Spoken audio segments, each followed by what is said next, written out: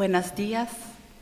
Muchas gracias por la oportunidad de estar aquí hoy, agradeciendo a Dios, a Jesús, a espiritualidad y sin duda a los compañeros que están organizando este congreso tan importante para la divulgación del espiritismo, que para ellos siendo el primero, que tengan muchos sucesos y que esses sucesos se expresen na forma de transmitir em conhecimento que se traduz em aconchego para a alma de todos nós.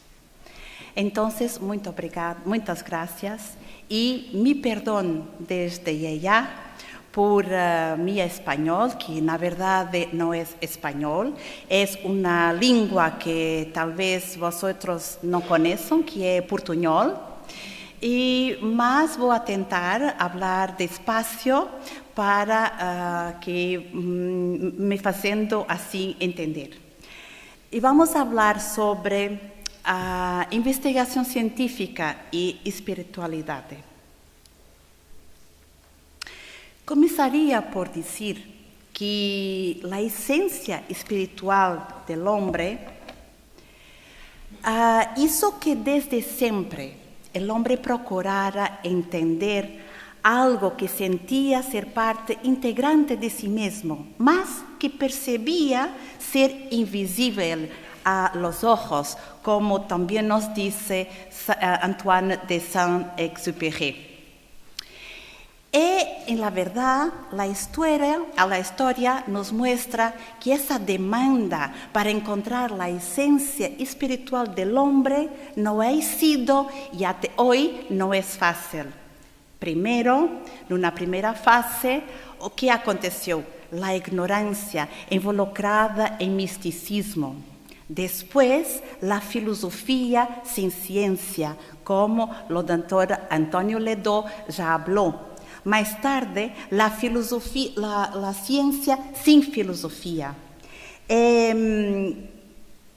Só ahora, y estamos demorando a percibir que solo un enfoque integrador de los diversos conocimientos nos permitirá alzar nuevos vuelos para un entendimiento más pleno sobre la esencia verdadera del hombre, del ser humano. E para nos situarmos, hagamos uma pequena contextualização histórica. Todos nós sabemos, é apenas um recuerdo para facilitar a nossa reflexão. Reflexão que é uma reflexão em conjunto de todos nós, porque todos estamos contribuindo com nós através do pensamento, da comunicação. Então, comenzando por esa pequeña contextualización histórica, comenzaría por hablar que hasta el siglo XVIII se vivía aún en los reflejos del conocimiento heredado de la tradición medieval, que como todos nosotros sabemos, fue considerado el período das trevas de la humanidad. Bom, en los siglos XVIII, surge aquilo que nós bem conhecemos como o iluminismo, também conhecido como o siglo de las luces. E esse iluminismo, conhecido como o siglo de las luces, que nos trouxe? Foi um movimento cultural da elite intelectual europeia que nasceu em França e que buscou mobilizar o poder da razão para a melhora da vida do homem e da sociedade. Então, decorrendo desse movimento intelectual promovendo a razão, o que aconteceu? É que se promoveu também o intercâmbio intelectual e foi contra a intolerância da Igreja e do Estado. Bueno, mas o problema principal é que o homem todavía continua fazendo confusão. E também aqui as pessoas, e mesmo estes filósofos, estes pensadores daquela época, foram confundindo a instituição religiosa com a religiosidade e com a espiritualidade. E daqui se criou uma separação quase que intransponível entre a razão, a religiosidade e a espiritualidade. En el siglo XIX es conocido como el siglo de positivismo, que también surge y crece en Francia, siendo que los principales idealizadores del positivismo fueron los pensadores Auguste Comte y John Stuart Mill. Esta escuela ganó fuerza en Europa en la segunda mitad del siglo XIX y principios del siglo XX. Y el método general del positivismo consistía en la observación y experimentación de dos fenómenos. El positivismo definía la idea de que el conocimiento científico era la única forma de conocimiento verdadero. Para los positivistas, el progreso de la humanidad dependía única y exclusivamente de los avances científicos, único medio considerado capaz de transformar la sociedad y el planeta Tierra.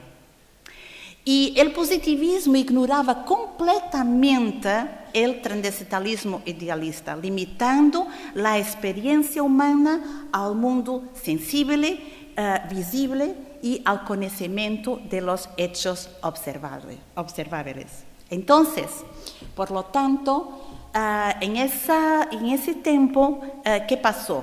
Se sustituyó la teología y la metafísica por el culto de la ciencia, porque, na verdad, y como ya fuera dicho, continúa a ser, fue también un culto, porque la ciencia pasó a tener también sus dogmas, como hasta hoy.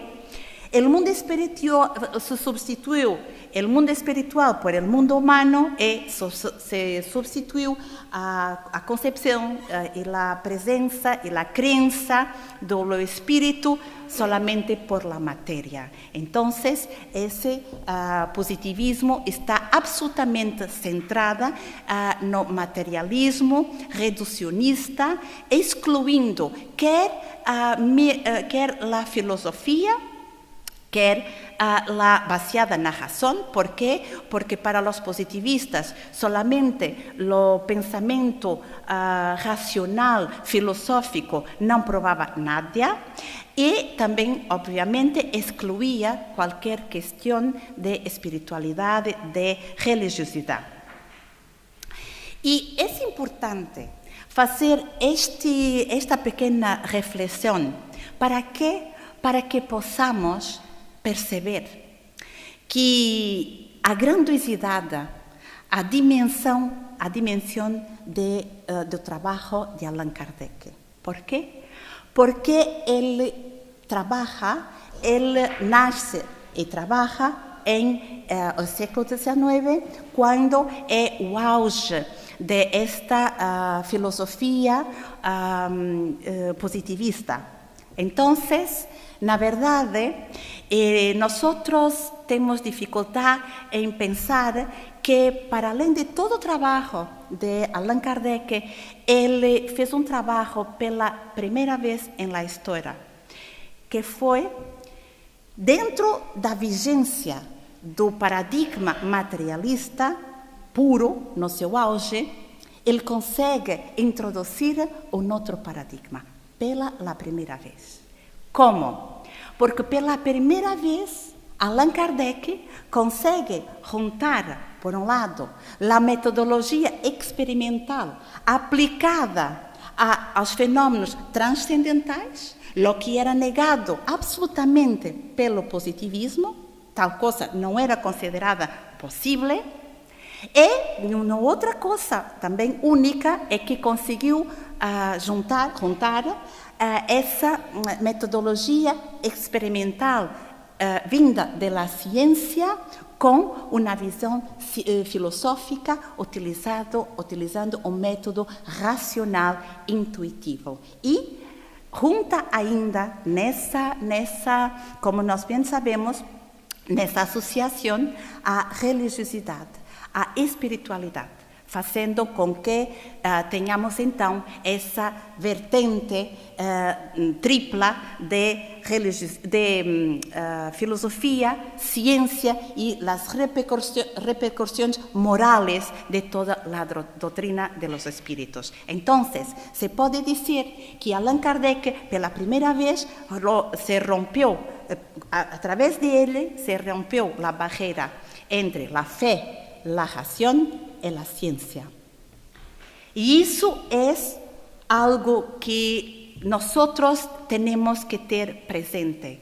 É importante estudar, sim, claro, Allan Kardec, todas suas obras e todas as outras, complementar, sim, mas também temos que ter essa percepção histórica que nos traz a dimensão, acrescenta a dimensão do trabalho de Allan Kardec.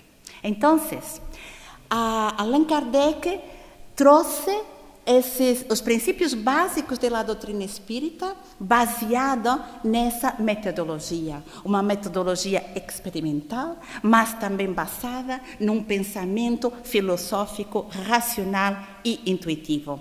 E através dele, nós sabemos que ele explorou questões tão importantes como a existência de Deus, a imortalidade da alma, a comunicabilidade dos espíritos, a reencarnação, a lei de causa e efeito, a pluralidade dos mundos habitados. Bueno,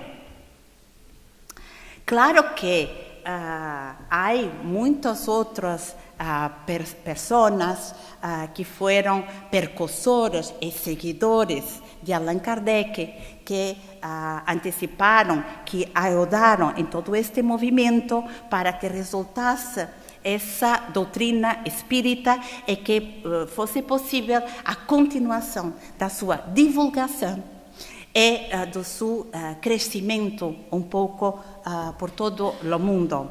Aqui temos alguns nomes, mas muitos outros, com certeza, que poderiam também estar aqui representados como tendo esse papel na divulgação do espiritismo na história. Por outro lado, e na mesma época, como já hubiéramos dito, a partir do século XIX, meados do século XIX, século XX, nós sabemos que há um crescimento exponencial da ciência, da tecnologia. A nós nos parece que é banal muitas das coisas que fazem parte de nosso dia a dia, mas solamente no século XIX surgiu, como também Antônio Ledó ha falado, a teoria da evolução de Darwin, a bacteriologia com Louis Pasteur, a patologia celular com Rudolf Virchow, a anestesia com Wilhelm Morton, a antisepsia com José Felister, Pierre e Marie Curie e o descobrimento da radioatividade. Tudo isso aconteceu no século XIX e na sua passagem para o século XX.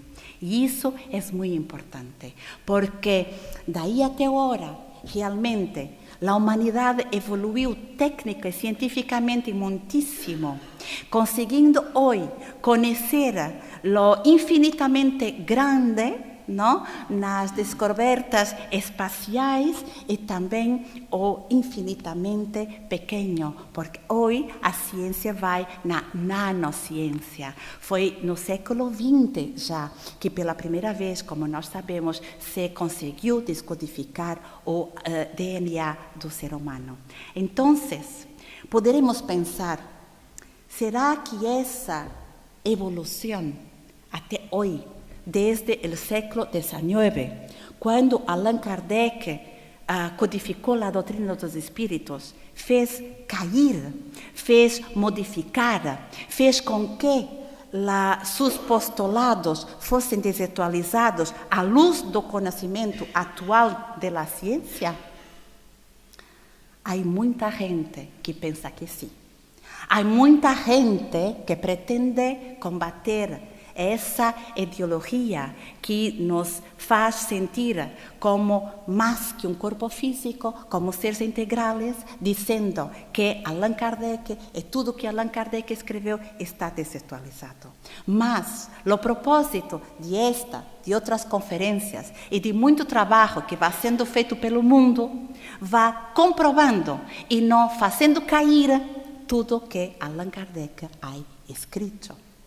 Então, vamos ver essa frase maravilhosa de Emmanuel, que nos coloca no ponto certo, fazendo essa ponte entre o que disse Allan Kardec, o que escreveu Allan Kardec e seu valor atual, sua veracidade no momento atual. E por que ele lo disse? Então, Emmanuel diz: químicos e físicos, geómetras e matemáticos, erigidos à condição de investigadores da verdade, são hoje, sem querer, sacerdotes do espírito, porque, como consequência de seus estudos, o materialismo e o ateísmo serão obrigados a desaparecer por falta de matéria. São os cientistas que estão paulatinamente comprovando que temos que ir allá de la matéria. ¿Por quê? Porque a explicação do universo, solamente tendo em consideração a matéria, se esgotou. Há necessidade de ir allá de la matéria. Então, isso é a ciência que nos vem a mostrar. E é por isso que vamos a continuar a falar sobre o estado de arte da ciência e da espiritualidade. Claro, vou falar muito mais sobre a relação de medicina e espiritualidade, e não tanto a ciência na globalidade, porque sou médica e não sei das outras ciências, me perdonem. Então, nessa perspectiva, o que quero dizer? Que hoje a medicina reconhece, sem dúvida, sem qualquer dúvida, o papel benéfico da espiritualidade e da religiosidade na saúde e na enfermidade e na recuperação das enfermidades de cada um. Se não, miremos. Busquei em motor de busca científico, dos mais populares dentro do meio científico, médico e acadêmico, motor de busca muito sério. E nesse motor de busca coloquei duas palavras para pesquisar o número de artigos publicados sobre a espiritualidade e religiosidade na sua ligação com a saúde e a enfermidade. Então, vamos ver que, introduzindo essas duas palavras, escolhendo período de 10 anos, durante 10 anos, os últimos 10 anos, encontramos aqui 7.364 artículos. Repare, aqui, 7.364 artículos publicados em revistas médicas científicas sobre medicina e ciência e espiritualidade. E isso é muito importante, como podemos compreender. Nesse outro gráfico, tentei mostrar de uma outra forma para que se quede mais claro visualmente como os artículos, como os estudos sobre o papel da espiritualidade, sobre as questões da saúde, ha crescido em los últimos anos. Se não, vejamos também, miremos nesse gráfico aqui. A partir de 2000, ¿no? Nós vemos que há um crescimento enorme do número de publicações anuais. Por exemplo, em 2016, que é a última coluna, nós podemos ver que nesse ano foram publicados mais de 600 artículos por esse ano, só neste motor de busca, porque há outros que poderíamos também buscar. Então, não há dúvida que essa temática é uma temática de hoje e algo tem que haver, porque a maior parte de los artículos, e todos nós podemos ir a encontrar, a buscar nessa plataforma, que é livre. Então, nós vamos a ver que a maior parte destes artículos concluem que a religiosidade e a espiritualidade tiene un papel benéfico no curso en la recuperación de las doenças. Que las personas que tienen cualquier que sea religiosidad o espiritualidad adoecen menos. Cuando yo digo, yo estoy siempre diciendo religiosidad y espiritualidad. ¿Por qué? Solamente porque en los artículos científicos se concluyó que sería muy difícil, digamos, de separar esses estudos, porque as pesquisas muitas vezes juntam a terminologia. Então, na verdade, todos os artigos foram incluindo essas duas palavras. Por isso, nós falamos sempre em religiosidade e espiritualidade. Solamente para fazer esse ponto aqui. Então, o que nós vemos é que sim, que há um interesse crescente, mas é importante refletirmos uma outra coisa. Não nos enganemos. ¿Por quê? Porque haver tantos artigos científicos publicados sobre esta questão não nos diz que os cientistas, que os médicos, que as pessoas que trabalham na área da saúde miran para el cuerpo, miran para el enfermo como siendo constituido por un cuerpo físico, un cuerpo espiritual y una alma. No, solamente nos dice que esses mesmos profissionais de saúde reconhecem o benefício da espiritualidade, da religiosidade de seus enfermos sobre sua doença. Mas não que eles acreditam, que eles trabalham numa medicina que abarca allá o corpo espiritual.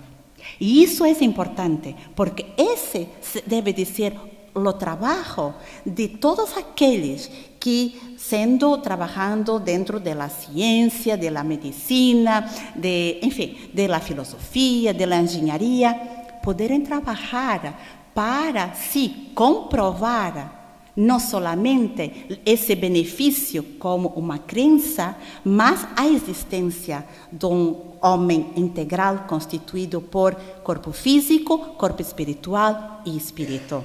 Mas mesmo aí, nós podemos reconhecer que há já muito trabalho feito por cientistas sobre estas questões, aproximando a cada dia o trabalho de la medicina com a espiritualidade. Trabalhos esses que, quando refletimos sobre eles, vamos a ver que eles têm vindo progressivamente comprovando os princípios do espiritismo. Então, a partir de agora, vamos a ver um pouquito es una, no sé si se puede decir en español, una pincelada, ¿sí?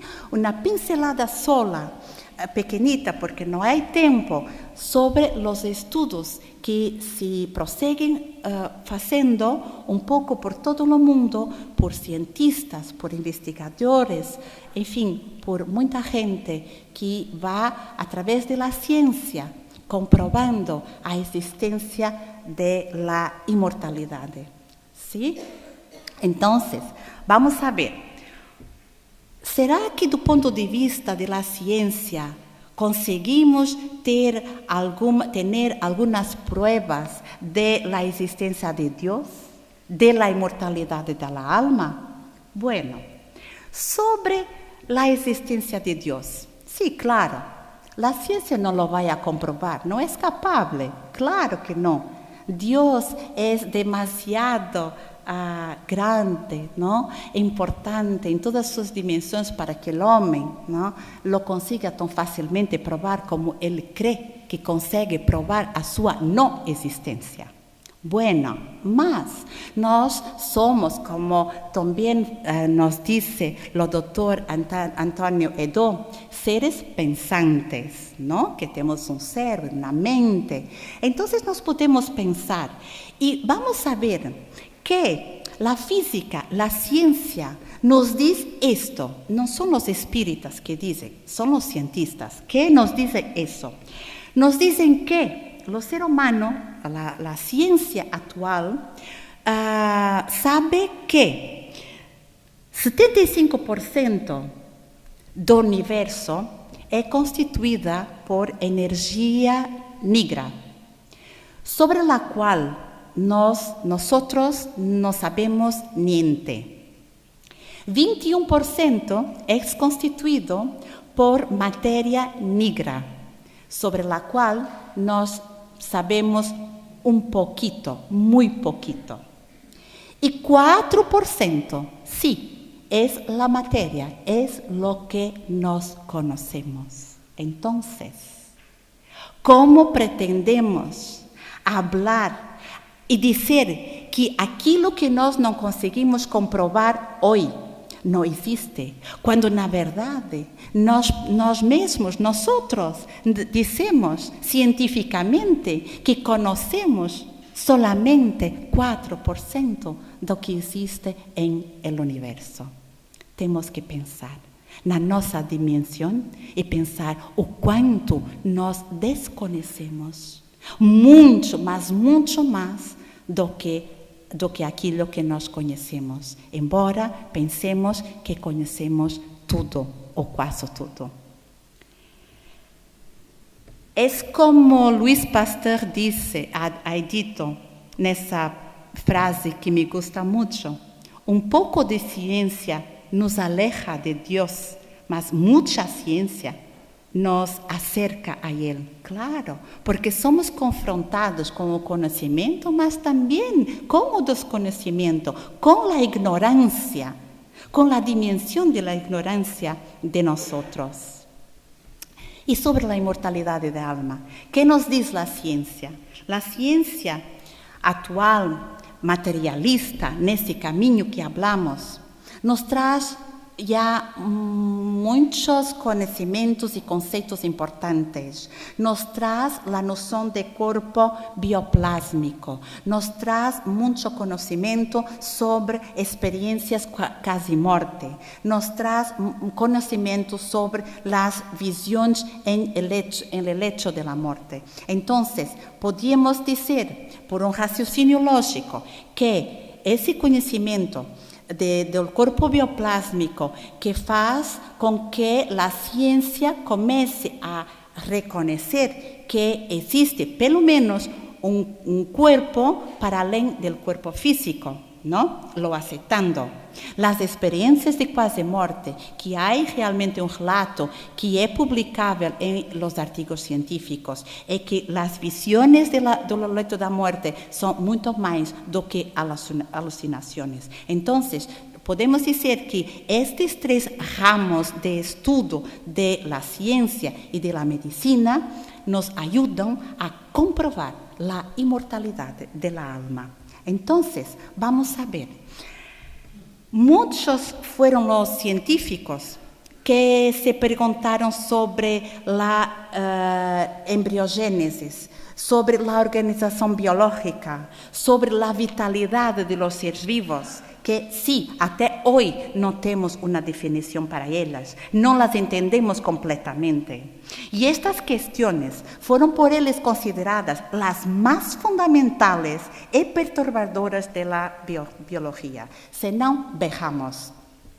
Conocemos la medicina, la embriología, conoce perfectamente tudo o que acontece desde o momento de concepção, em que se forma o zigoto. Aí nós sabemos que no dia 1 se formam estas células, no dia 2 essas, e depois se multiplicam, Mas aquilo que nós não sabemos explicar, nenhum cientista sabe explicar, é por que essas células se empiezam a dividir todas iguales, todas igualitas, e surge um dia em que essas células se começam dividindo em células diferentes, formando, como podemos ver aqui, não? Essa aqui que é a blástula, não? Começam a dividir e começam a transformar em células diferentes, que por sua vez vão dar 3 tecidos diferentes, que vão formar os órgãos e que vão finalizar com a formação de um ser vivo ou particularmente um ser humano. Como? O que faz? O que há para que esse processo se comece a diferenciar de las células todas iguales para essa divisão de células diferentes? Bueno, vejamos o que dice esse senhor, Dr. Hans Dries.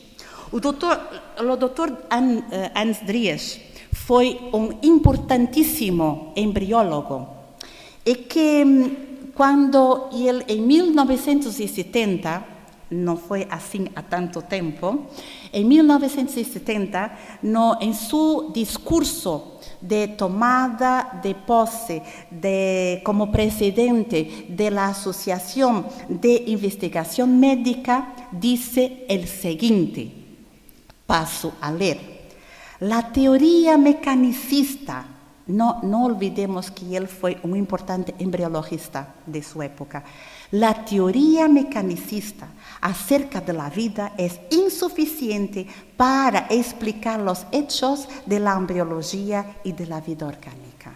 Es un embriologista que los dice. Mas, prosigue diciendo, algo más está en acción en los procesos biológicos, dirigiendo las fuerzas materiales sin alterar el monte de energía implicado en los mismos. Que nos está ele a dizer? Que há algo para além da matéria que vai a dirigir todo esse processo de formação, desde a concepção até a formação de um ser vivo. Como nós sabemos, é que nos diz Hernani Guimarães de Andrade, nos falando do modelo organizador biológico. Então, prosseguindo, vamos a ver este outro cientista, professor Kim Bong-gan. Esse senhor é um científico nascido em Coreia do Norte, mas que viveu toda a grande parte de sua vida nos Estados Unidos. Seus estudos foram efetuados nos Estados Unidos. Então, suas investigações principais se centraram em la acupuntura e las estruturas orgânicas relacionadas com seus efeitos. Que fez ele para comprovar a existência do corpo energético? Quando falamos de los meridianos, de los nadis, de los centros de força, estamos a falar de um corpo energético, numa relação com o corpo físico, não? Então, o que ele fez muito interessante, ele conseguiu, ele fazia no trajeto de los meridianos, nos pontos de acupuntura, no trajeto de los meridianos, ele fazia uma pícula. E nessa pícula ele injectava uma substância radioativa. Bueno, nós sabemos que se fazemos uma pícula e injetamos um pouco de uma substância, a absorção se vai fazer de uma forma circular, não? Certo? Certo. Então, mas quando esse professor Kim Bong-gan administrava essa substância nos pontos da acupuntura, nos trajetos dos meridianos, que acontecia que a substância não mais formava um círculo, mas seguia uma linha que correspondia aos meridianos. Então, esses trabalhos foram importantíssimos para essa questão da comprovação de um corpo energético, pelo menos do ponto de vista da ciência. Também o Dr. Harold Saxenberg, com sua equipa, estudou 40 anos, mais de 40 anos, a existência de campos eletromagnéticos, los quais ele dizia que podiam ser medidos e localizados por meio de voltios de uso comum. Los científicos de la ex-Unión Soviética, que como sabemos bien, nada tenían a ver con la religión, porque era un país ateo. Entonces, mas son los cientistas de la ex-Unión Soviética que hacen los mayores estudios que van a comprobar la existencia de un cuerpo energético, a cual les dan el nombre de cuerpo bioplásmico. Además del cuerpo físico, afirmaron, parece existir un cuerpo dinámico formado de campos de fuerzas aún no catalogadas en las categorías convencionales. Sería más precisamente un cuerpo dentro del cuerpo. Qué interesante, ¿no? Los soviéticos lo bautizaron con un nombre de cuerpo bioplásmico. Bueno, entonces vimos algunos dos trabajos que nos ayudan a comprender que esos estudios no descartan a existencia de un cuerpo energético en una línea de pensamiento hasta llegar al espíritu, mas sí lo comproban. Las experiencias de quasi muerte. Bueno, todos nós sabemos que há muitíssimos investigadores, médicos, cientistas que têm trabalhado sobre essa questão. Aqui temos alguns deles, talvez os mais importantes, os mais conhecidos, não direi os mais importantes. Melvin Morse, pediatra, que estudou as experiências de quase morte em los niños. E assim, ele pode também falar de uma outra questão, que se diz que as experiências quase morte não são mais do que, de recordações do subconsciente numa situação de transe. Pim van Lommel, cardiologista norueguês, investigador, Bruce Grayson, psiquiatra, Raymond Moody, professor de psiquiatria, Phyllis Atwater, uma grande investigadora. Todos eles han estudado muy bien, muy profundamente, he publicado en revistas científicas la cuestión de las experiencias de quasi muerte. Bueno,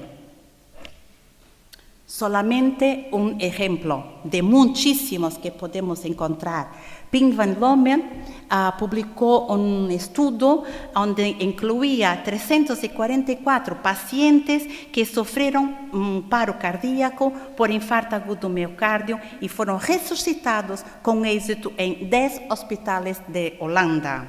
41 de esos pacientes, 12%, describieron una experiencia profunda con elementos que caracterizaban como una experiencia de quasi muerte. Los pacientes fueron entrevistados 2 y 8 años después para evaluar la ocurrencia de transformación psicológica. Y sí, había una transformación profunda decorrente de aquella experiencia. Y eso está publicado en revistas científicas. Las visiones en el hecho de la muerte. Muy interesante.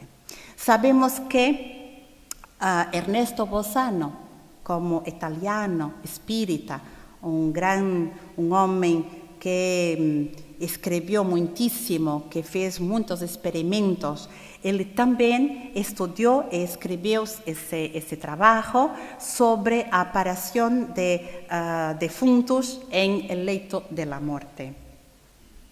Ese señor, William Fletcher Barrett, él era un físico en Dublín, na Irlanda, e ele era um ateu e não queria em nada dessas coisas, mas sua mulher era uma obstetra. Então, ela vivenciou uma experiência que, partilhada com o Dr. William Fletcher, fez mudar sua vida e sua pesquisa. Então, ela tinha uma parturiente, se diz assim, parturiente? Sim? Sim, que tinha uma gravidez, gravidez, embarazo, un embarazo de riesgo, y por lo tanto estaba hospitalizada. Durante ese periodo, su hermana murió, mas como ella tenía ese embarazo de riesgo, no lo contaron para que los niños, lo embarazo no corriese peligro. Cuando ella teve los niños, los niños nació y ella ficó muy mala, perto de la muerte. Y cuando estaba perto de la muerte, ella ficou muy admirada porque ella comenzó a describir que su hermana estaba coche dela, hablando que ella debería de partir. Bueno, ella no sabía que su hermana era ya muerta. Entonces, a partir de ahí, el doctor William Fletcher comenzó a estudiar, a investigar todos los casos posibles que encontraba de visiones en el lecho de la muerte. Y, la verdad, él terminó por publicar un libro sobre esas experiencias que él fue encontrando. Más tarde, ese señor, Carles Ozies, estudió también profundamente esas visiones en el lecho de la muerte. Y también en 1961, él publicó una monografía titulada Dietbed Observations by Physicians and Nurses, que está aquí representado. Y en ese trabajo, Carles Ozies presentó las conclusiones a que había llegado ante las impresionantes revelaciones obtenidas. Un poco más tarde, juntamente con este señor, Erlander Arautzen, también él, un investigador, ellos prosiguieron estudiando esa temática. Y en 1977 publicaron un libro de nombre A la hora de la muerte. Y en esta obra los autores presentan detalladamente todos los resultados de su amplia búsqueda. Algunos de esos resultados aquí resumidos. En ese libro podemos ver que, ellos dicen que 4/5 de las apariciones representaban personas fallecidas y figuras religiosas. 3/4 de las alucinaciones se sintió como habiendo venido para llevar a los moribundos a una forma de existencia post-mortem, con lo que el 72% de ellos consintió.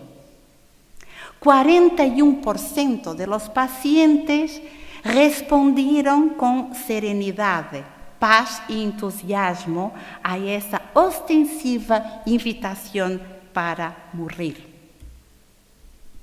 Prosiguiendo, aunque las reacciones psicológicas ante la visión del lecho de la muerte pudieron diferir entre Oriente y Occidente, el contenido fue el mismo. La mayoría de los pacientes expresaron gran alegría con la visión, muy al contrario de lo que la persona se sentiría si esta fuera negativa y perturbadora. El estado de espíritu de la persona, incluso en estado grave, parecía cambiar positivamente y de repente. Estas experiencias nos hablaban en alucinaciones o en estados de alteración previa de la conciencia. Volto a leer, no. Estas experiencias no hablaban, es importante, estas experiencias no hablaban en alucinaciones o en estados de la alteración previa de la conciencia. Por el contrario, los enfermos parecían ser muy conscientes de su ambiente y de sus condiciones reales. Por último, parece irrelevante de ese estudio el hecho de que la persona crea o no en la vida después de la muerte. Experiencia y las reacciones fueron las mismas. Los que crío, los que no crío, lo vieron. ¿Sí? Fue la conclusión.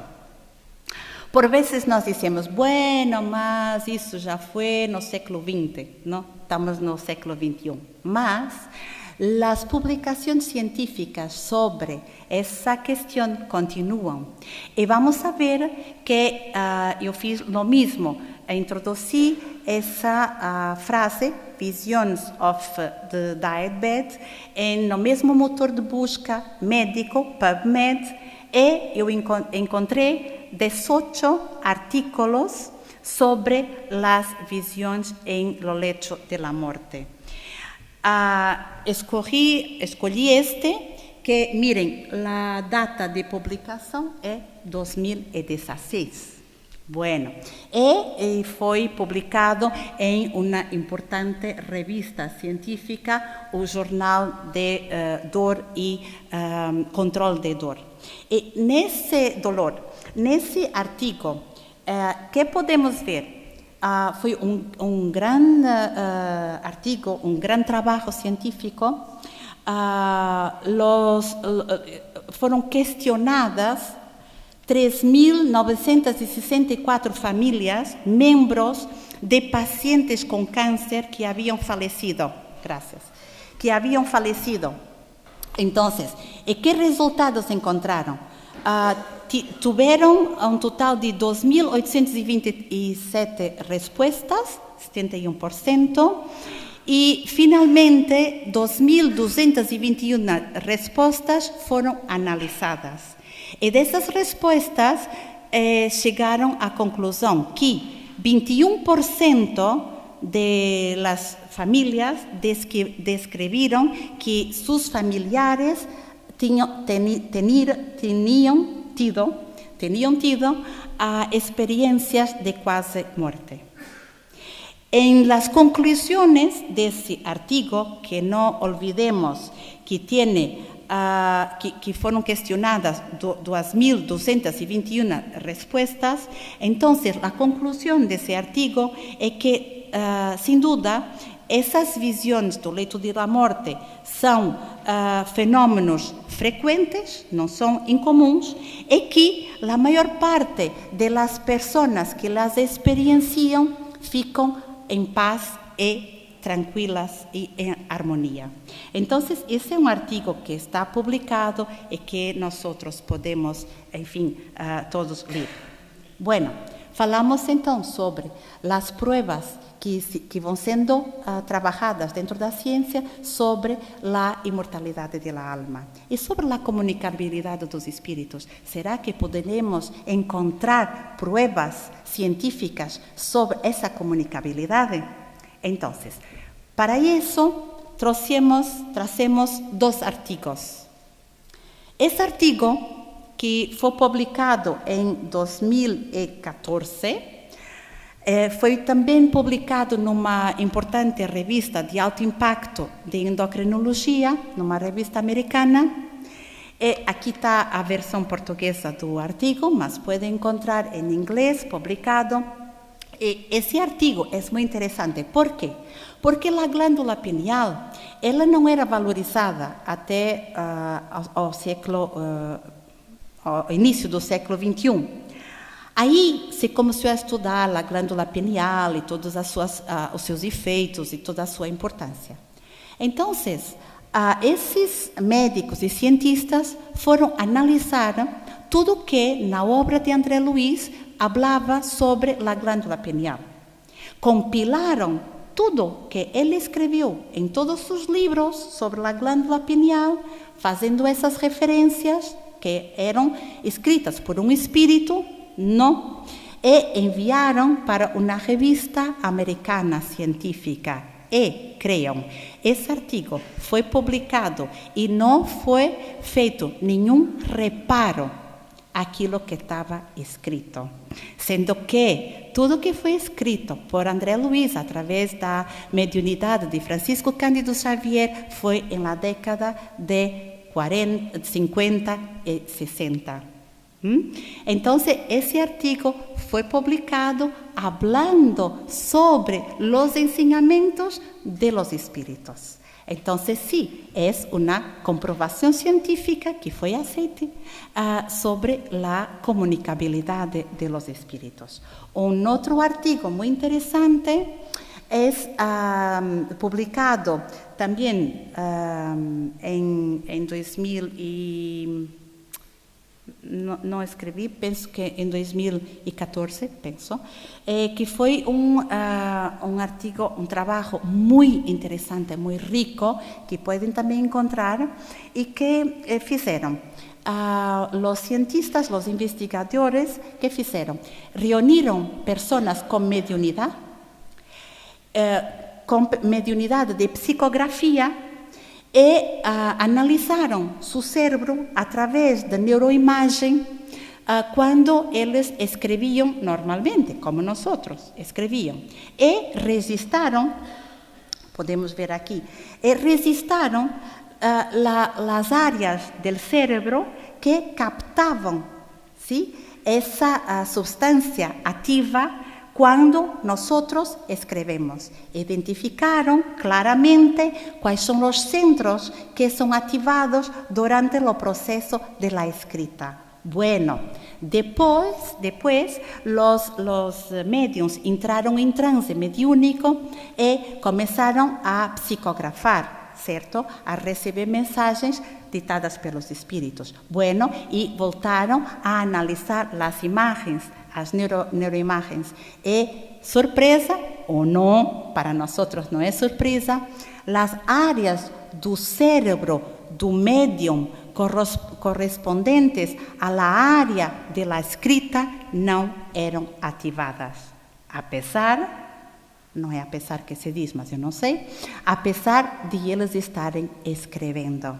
Eles estavam escrevendo, mas o cérebro não estava sendo acionado para aquele texto. Então, é mais uma prova sobre a comunicabilidade de los espíritos. Por fim, nos resta falar sobre o que diz a ciência sobre a reencarnação, lei de causa e efeito.